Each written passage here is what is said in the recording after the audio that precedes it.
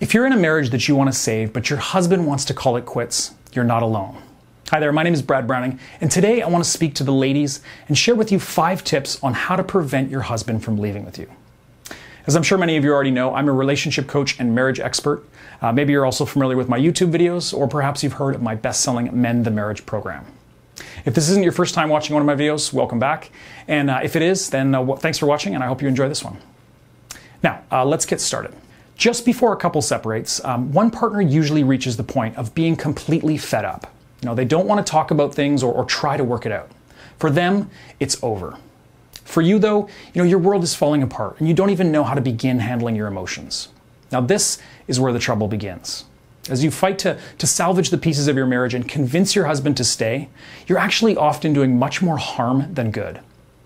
Now, it's human nature to pursue what you need and want, but sometimes when emotions are running high, you really need to do the opposite of what your instincts are telling you in order to get what you need. Now, it's important to realize that it took time for your marriage to break down and that your husband is probably feeling hopeless and exhausted about the relationship right now. Something has pushed him over the edge, and that's why he's decided that your marriage is over. Now, this is where my 5 tips for divorce prevention come into play. Now, there are no guarantees, and you can't completely control your husband's feelings or decisions, but I have seen amazing things happen when one person in the marriage begins making the changes that I'm about to talk about in this video. But before I jump into these, I'd like to quickly say that if you want to learn more about saving your marriage, watch the full free video presentation on my website, marriageguy.com. That's www.marriageguy.com. So, without further ado, let's get into it, starting with number 1. So to best explain, let's describe the worst thing that you can do in your situation, and that is to beg your husband to stay. As tempting or genuine as it may be, crying and pleading for your husband to give your marriage another chance is not going to change his mind. That's because he's already past the point of believing change is even possible. Instead, your desperation will have no impact on him, but it will make you appear, pathetic and needy. And neither of those are appealing traits, and they aren't likely to work in your favor. If you've already done this, don't worry, we can still make things better as long as you don't continue acting this way. Number 2, you need to keep things as simple as possible. Don't prod for motives or you'll lose his respect, and pressuring him to reconsider his decision will only make him more determined to end things with you. So instead, let your husband know that you want to work on the marriage and that you're willing to do what you can to make it more satisfying. Now, you're not going to get him to agree right away, but it will help him become more trusting and maybe even get him to start talking with you again. The key is that he has to enjoy talking with you and want to be with you. And he has to enjoy being with you before he's going to consider trying to make the relationship work.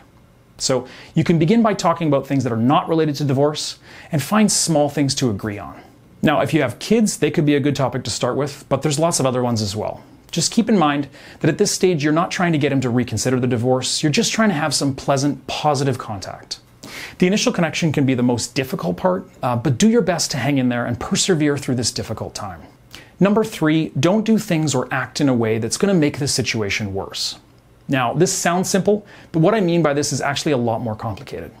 Basically, you have to understand the role that you play in the problems your marriage is facing. For example, if you've been complaining a lot, then stop. If you've been overly emotional, stop. If you've been lying to your husband or hiding things from him, obviously stop. If you really want to save your marriage, it's important that you focus only on how you contributed to the decline. Now is not the time for the blame game. While your partner may be done with trying to work on the marriage, now is your chance to start fixing your flaws that might have pushed him away to begin with, right? So your spouse needs hope and evidence that your marriage can change for the better. So ask yourself, what has my husband been asking for from me?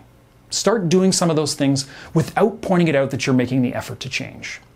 Overall, really a good attitude is essential. If you're confused about a particular aspect of your marriage and you need some personalized guidance, then I'm here to help you. Just head over to marriageguy.com/coaching and sign up for my email coaching service. On that page, you'll learn more about how you can hire me as your ongoing personal marriage coach. Again, the URL is marriageguy.com/coaching. And number 4, don't suffocate your spouse with affectionate texts, phone calls, or emails. Instead, try showing that you care by being more considerate. Listen to him and learn to communicate in a healthier way. Now, you can show this by using active listening skills, such as learning to paraphrase what he says. So by doing this, you'll not only be sending the message that you hear what he's saying and that you're taking it into consideration, but also that you're interested in his thoughts and his opinions. So take this time to lean on friends and family members as well. Their support will give you an outlet to rant, and it'll help you avoid, directing any bottled up emotions towards your husband. And number 5, give your husband time to heal.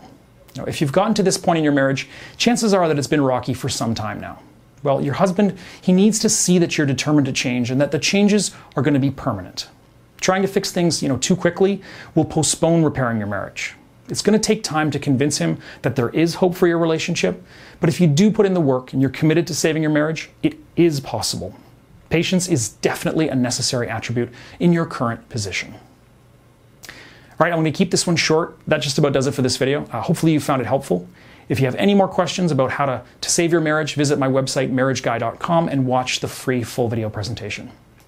And finally, if you have anything else you'd like to share with me, just go ahead and drop it in the comments below. I always do my best to answer each of your questions, and I really appreciate your feedback.